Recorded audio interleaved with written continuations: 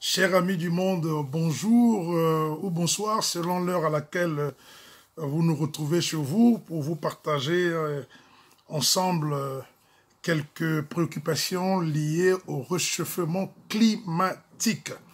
Alors aujourd'hui, l'honneur nous échoit de vous présenter selon nous, selon moi, selon mon analyse, selon ma conception, selon mon examen, la vraie cause principale du réchauffement climatique.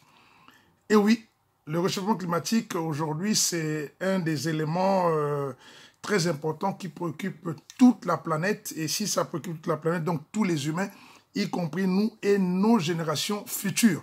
Donc il revient à tout un chacun d'apporter sa pierre à l'édifice pour essayer, n'est-ce pas, de trouver les thérapeutiques nécessaires pour apporter les palliatifs à cette situation.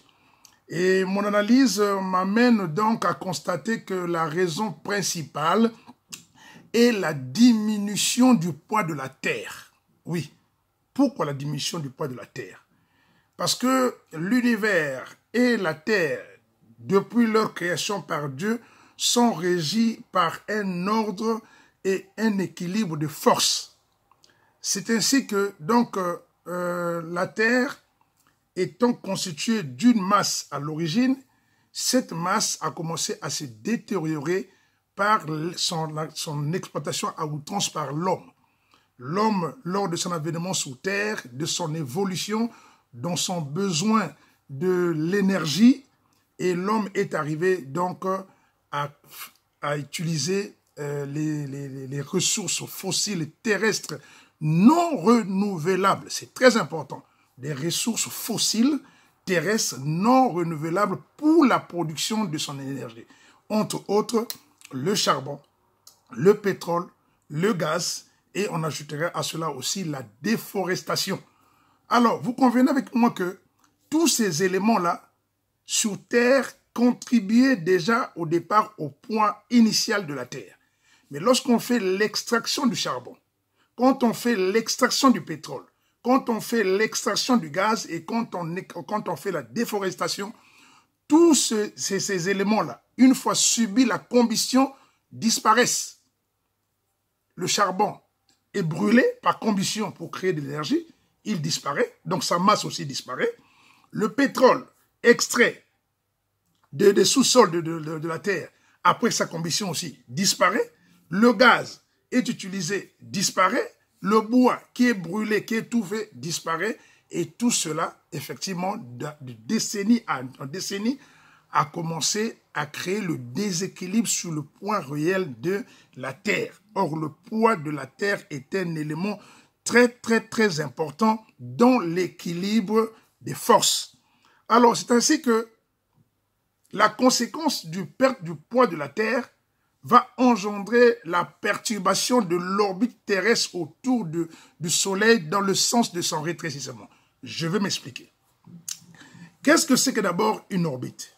Une orbite, c'est la trajectoire circulaire fermée qu'un astre...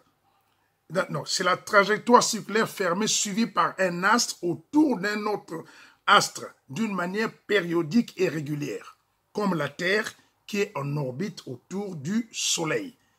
Et l'orbite, pour qu'un objet se mette en orbite, il faut que 4 forces se mettent en conjugaison et en équilibre. C'est-à-dire, 1, le poids de l'objet à être en orbite, sa force centrifuge, autrement dit la force de lancement qui fuit le centre pour que l'objet se retrouve en orbite, constitué de sa vitesse. Et quatrièmement, on prend la force d'attraction de l'astre principal qui retient l'objet qui est lancé. Je ne sais pas si je me suis fait comprendre, mais je vais prendre l'exemple d'un satellite ou bien d'un poids. Exemple. J'ai par exemple 1 kg de boule, par exemple de fer, à lancer donc, pour 10 mètres. La même boule de 1 kg à lancer par exemple dans 15 mètres, je ne déploierai pas la même force. Et pourtant, le poids est le même. Mais la distance à lancer va changeant, je vais déployer plus de force pour permettre à l'objet d'arriver là où je vais le lancer. C'est ainsi que, comme lorsqu'on lance les satellites pour être lancés, on prend d'abord le poids du satellite, qui va déterminer la force et la vitesse sous laquelle on doit la lancer, pour qu'elle atteigne une distance lui permettant de faire un tour complet de la Terre. Donc, l'objet en orbite, à son lancement, doit subir une force centrifuge qui fuit le centre, autrement dit sa vitesse, qui doit le propulser de façon qu'il arrive à faire un tour complet sans tomber. C'est ce qu'on appelle orbite. Vous voyez que donc c'est l'équilibre entre le poids, entre la force de lancement, la force centrifuge, la vitesse, et la force d'attraction de l'objet principal autour duquel il va tourner. Donc, la Terre était déjà en orbite avec l'équilibre de ces 4 forces depuis sa création. Mais on va commencer à voir que la Terre va commencer à perdre de son poids. Toujours à propos des orbites, vous devez savoir que nous avons 2 sortes d'orbites. Il y a l'orbite circulaire, lorsque l'objet en orbite fait un cercle vraiment parfait, circulaire, autour de l'axe qu'il tourne. Là, on parle de l'orbite circulaire. Mais c'est un peu rare. Et généralement, ce sont les orbites elliptiques. Elliptiques, c'est-à-dire que ce sont les orbites excentrées. C'est-à-dire que l'objet qui tourne ne fait pas un cercle parfait. C'est que de gauche à droite, les distances ne sont pas les mêmes. Comme la Terre fait une orbite elliptique autour du Soleil, parce qu'il y a des moments où la Terre est plus proche du Soleil, et il y a des moments où la Terre est un peu plus loin du Soleil. Lorsque la Terre est proche du Soleil, on dit qu'il est en périhélie. En ce moment-là, il est à 147 millions de kilomètres. Et lorsque la Terre est un peu plus loin, on dit qu'il est en aphélie. Et il est à 152 millions de kilomètres de la Terre. La différence entre les 2 points est de 5 kilomètres. Voilà. Donc, vous voyez que c'est pour ça qu'on dit orbite elliptique. Parce que ce n'est pas un cercle total. Voyez-vous? Alors, donc, je parlais qu'en ce moment-là, par rapport à l'orbite, vous savez, les satellites, par exemple, je prends par exemple l'ISS, la station spatiale internationale, qui est au-dessus de nous ici, mais vous savez que son orbite est à tout moment rehaussée par le cargo russe qui va de temps en temps pour le rehausser. Parce que de temps en temps, il subit l'attraction de la force de gravitation de la Terre qui a tendance à le ramener vers le bas. Et il faut que de temps en temps, le vaisseau russe aille pour le remettre dans son orbite initiale. Mais ça, c'est du point de vue mécanique géré par les hommes. Mais les hommes ne gèrent pas l'orbite de la Terre. L'homme n'a pas la possibilité de modifier d'une manière scientifique l'orbite de la Terre. Donc l'orbite de la Terre fait partie déjà d'une position que Dieu a donnée déjà à sa création depuis sa création. Voilà. Mais par contre, vous allez voir qu'il y a un seul élément qui peut bouger à l'intérieur entre le poids, la force centrifuge et la vitesse et la force d'attraction. La force centrifuge a déjà été donnée dès le lancement de la Terre. La vitesse de la Terre, 105 000 km, 30 km chaque seconde. Ça, c'est la vitesse déjà initiale que la Terre a. La force d'attraction du Soleil ne change pas, puisque ça déjà, le Soleil est toujours le même depuis hier, mais il reste le poids. Mais le poids, là, il a un élément important. Je prends un exemple. Vous pesez, par exemple, comme moi, je pèse, par exemple, 100 kilos. Mais le jour où je n'ai pas les 100 kilos, si, par exemple, je me retrouve avec 50 kilos, mais je vais me sentir déséquilibré. C'est clair. Vous pesez, par exemple, 60 kilos. Le jour où vous êtes, par exemple, à 40 kilos, vous allez vous sentir déséquilibré parce que vous êtes déjà habitué à un poids. Mais là encore, le poids, mais vous savez que notre poids est lié par rapport à la Terre aussi, oui. Vous allez vous sentir plus léger parce que la Terre va sentir que vous n'avez pas assez de poids parce qu'il ne vous tire pas assez vers le bas. C'est parce que c'est notre poids est constitué par le fait de l'attraction de la Terre qui nous retient au sol et c'est pour ça qu'on ressent qu'on pèse plus. Donc si vous ne pesez pas, ça pose un problème. Donc, le point quand la Terre perd son poids, puisque on ne peut pas aller modifier ou bien encore remettre la Terre à son orbite initiale, la conséquence, c'est que la Terre va subir plus de la force d'attraction du Soleil. Je m'explique. Si nous faisons un bras de fer à 2 et que nos 2 bras se retrouvent en équilibre de force, maintenant personne ne peut attirer l'autre. Mais celui qui s'affaiblira se verra attiré par celui qui a gardé sa force. Parce que nous sommes en équilibre. Je te tire, tu me tires. Nous avons trouvé l'équilibre. Donc, nos forces sont équilibrées. Donc, il faut que nous restons là avec les mêmes forces, que ça ne change pas. Mais si quelqu'un perd sa force, il se verra attiré par celui qui a gardé sa force. C'est comme la terre. La terre perdant son poids, la terre va subir plus la capacité d'attraction du soleil. Et c'est ainsi que donc l'orbite de la Terre va commencer à subir donc l'influence donc des modifications d'une manière légère, bien sûr. C'est ce changement-là de l'orbite de la Terre d'une manière légère qui fait que nous commençons à plus ressentir maintenant l'effet du soleil sur nous. Voilà. C'est pour ça que je dis qu'une des conséquences, la raison principale du réchauffement climatique est créée par l'homme, par l'extraction des ressources fossiles terrestres non renouvelables dont nous brûlons, nous faisons la combustion qui disparaissent et donc le poids s'échappe de la Terre et par conséquence la Terre s'allégeant et la Terre subit plus l'attraction donc du soleil. Et vous devez savoir que la même chose aussi pouvait se passer entre le soleil et la Terre. Mais malheureusement, notre système solaire, qui est constitué du soleil de lui-même et les 8 planètes qui tournent autour du soleil, le soleil à lui-même représente 99,9% de la masse du système solaire. C'est-à-dire du soleil et les autres planètes. Les autres planètes, ce ne sont que des poussières. Donc de Vénus, de Mercure, de Vénus, de la Terre, de Mars, de Jupiter, de Saturne, tout ce qu'il y a derrière les 8, ça ne représente que 0,1%. Donc le soleil est énorme.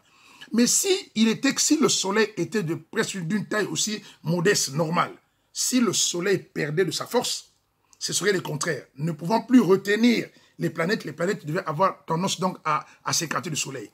Le même principe se passe avec la Lune. Les scientifiques ont constaté que la Lune s'échappe de la Terre chaque année de quelques distances insignifiantes encore. Mais ils l'ont constaté. Mais c'est dû à quoi? C'est parce que la Terre est en train de perdre son poids. La Terre aussi perd sa capacité de maintenir la Lune dans son orbite. Et du coup, la Lune a tendance à faire quoi? À partir. Donc, si la Terre continue à perdre son poids, à la longue, la Lune aussi finira par s'échapper de la Terre. Alors, ce qui nous permet donc de voir en ce moment-là donc le réchauffement climatique, ce que nous avons dit, et ça crée quoi?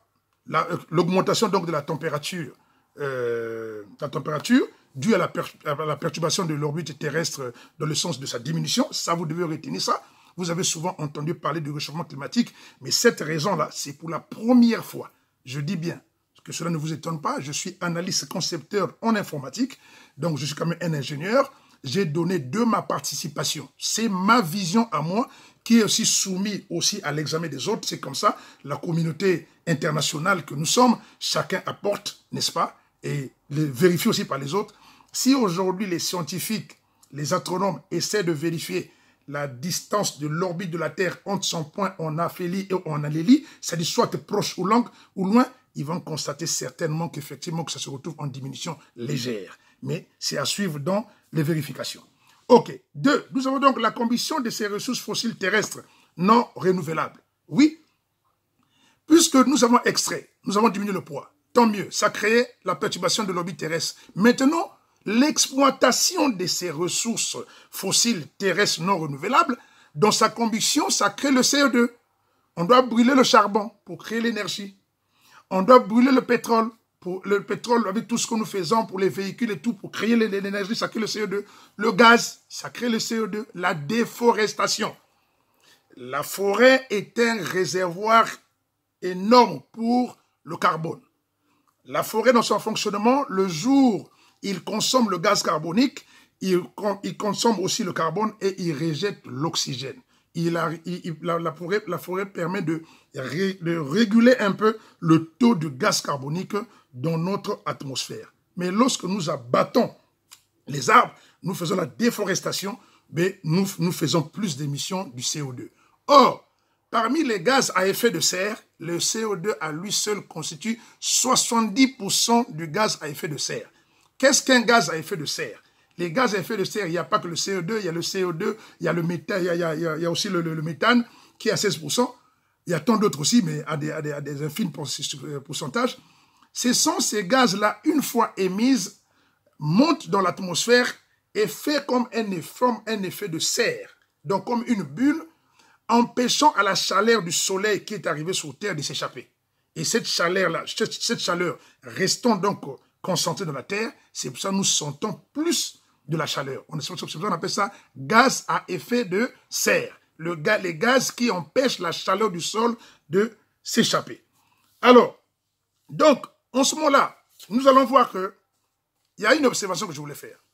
Mais imaginez que la Terre était constituée que de ces ressources fossiles terrestres non renouvelables. Autrement dit, si l'homme continue à utiliser cela tel que nous utilisons, ça veut dire qu'un jour on ferait disparaître la Terre. Puisqu'on le fait déjà, on va le prendre à l'intérieur, là où il y en a. Mais je dis, si toute la Terre était constituée de cette matière et que nous continuons au fil des décennies, des millénaires à utiliser cela, à créer la combustion, à créer le gaz carbonique, à diminuer le poids de la Terre, donc la Terre devait disparaître.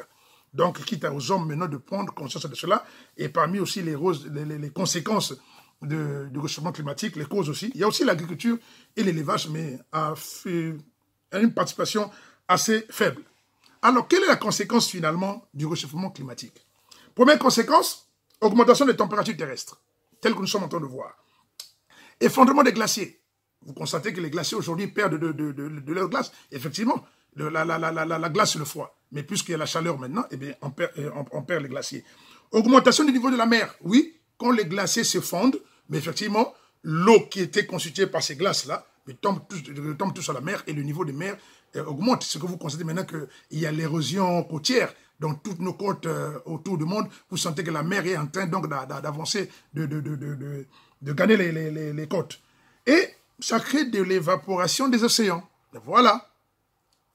Puisqu'il y a de l'eau, puisqu'il y a la chaleur, et la chaleur va faire l'évaporation des eaux, ça va créer plus de nuages, et plus de nuages égale, veut dire plus de pluie diluvienne. C'est ce que nous constatons aujourd'hui. Vous constatez maintenant qu'il y a beaucoup de pluie, et en grande quantité même, mais parce que effectivement il y a cet effet de réchauffement climatique, d'augmentation de la chaleur. Et n'oubliez pas, à la fin, il y aura la sécheresse. Parce qu'après, par faute augmentation de la chaleur, l'eau qui va s'évaporer va aussi finir par disparaître un jour et nous allons connaître donc une forte sécheresse.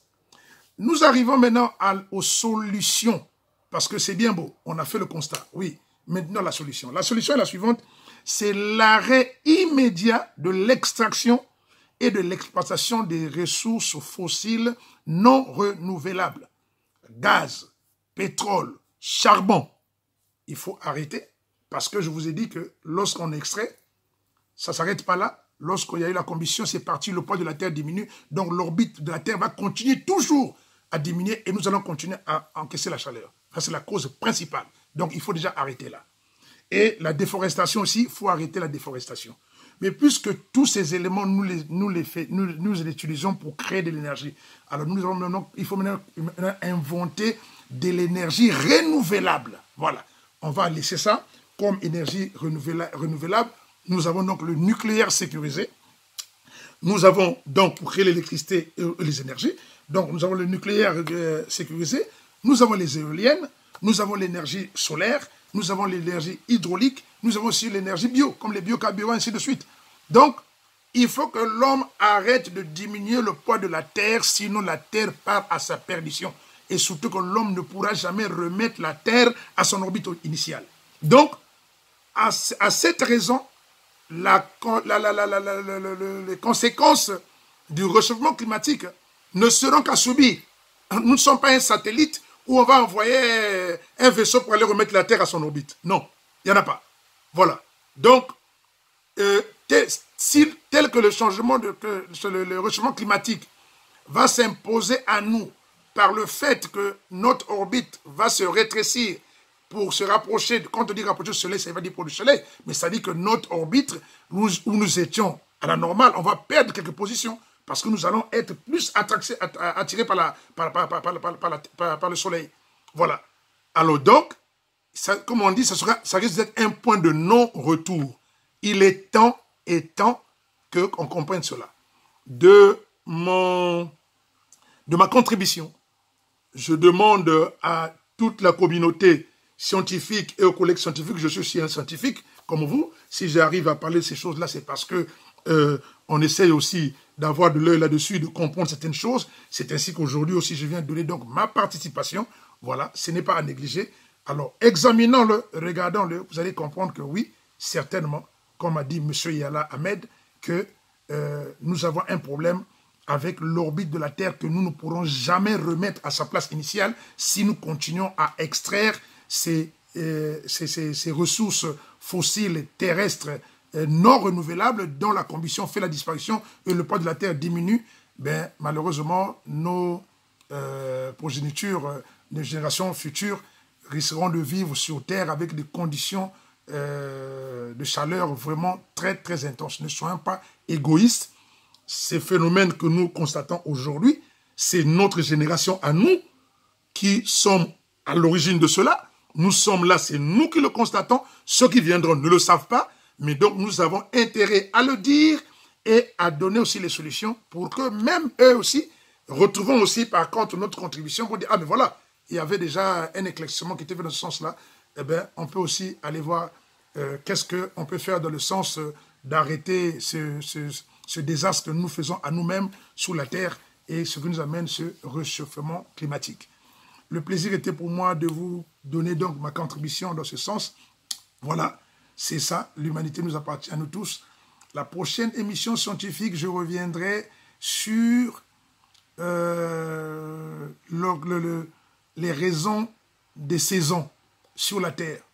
J'ai aussi examiné pendant longtemps ce problème, là où on nous dit que l'axe de la Terre est perpendiculaire de 23 degrés par rapport au plan de l'écliptique, c'est-à-dire que par rapport à la position où toutes les planètes tournent, et que nous, notre planète, notre axe, l'axe central de la Terre est penché de 23 degrés, c'est pour cela que ça nous donne les saisons. Mais après examen de cela, malheureusement, je ne suis pas d'accord de cela et je vous présenterai les raisons et l'expertise que j'ai fait sur ce point-là. Voilà. Allez, mes salutations à tous. Bonne journée, bonne soirée.